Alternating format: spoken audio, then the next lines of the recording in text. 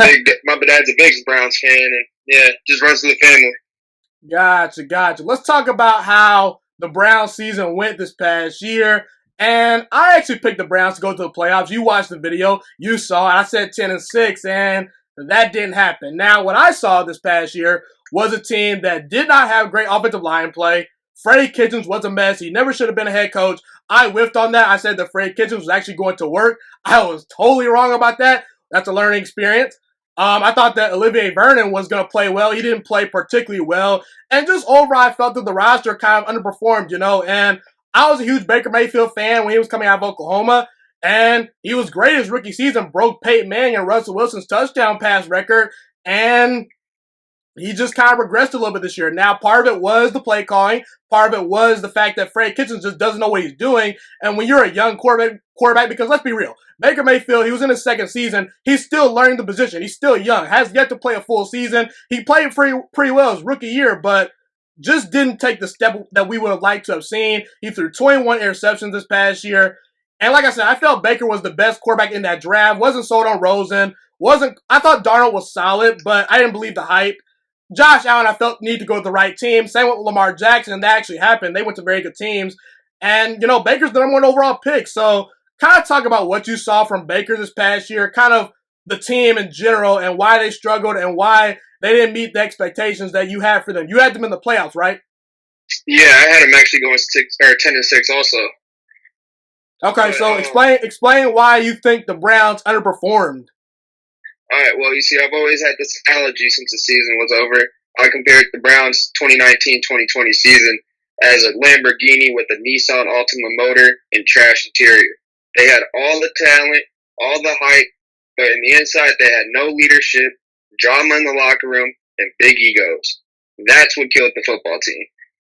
Frank Kitchens didn't know what he was doing. He had a great first season as an offensive coordinator because he was using the talent that he had in the way they needed to be used.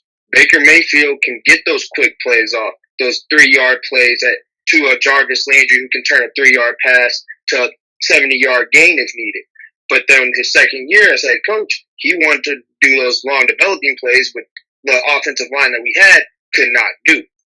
Then you have Baker Mayfield who, once again, with those play calls, he's always been used to getting those quick plays off or maybe one or two long passes, but never he was never dropping back every time. And he's always made those ill-advised passes. He'd be getting sacked and would just throw the ball up to anybody thinking Odell or Landry can just run up and catch it somehow, and it ends up in the hands of the other team. And that's really what's been killing the team, man. And Baker Mayfield, every game he's had less than one turnover, they've won the majority. But every game that he had 2 turnovers or more, they went 1-6. That's just, he has to limit his turnovers. If he does that, I think the Browns make the playoffs, especially with this new 17 format. If they miss it, they have to do a whole blow up.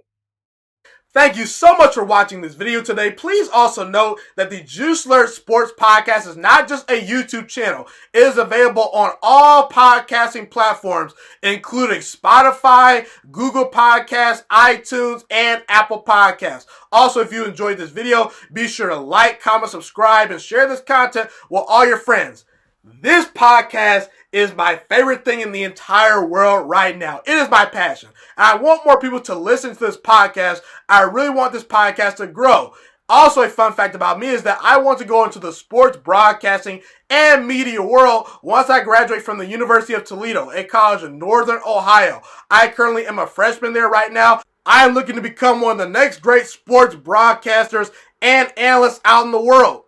And I potentially would like to start my own network if this podcast really truly grows. Or if I fall short of that goal, I would love to work for a big time network like ESPN or Fox Sports 1. I am open to all networks. So if you believe in my dreams and you see or hear my passion through the screen, be sure to tell all your friends about the Juiciest Sports Podcast. Stay motivated, you guys. Have a God bless day, and I'm out.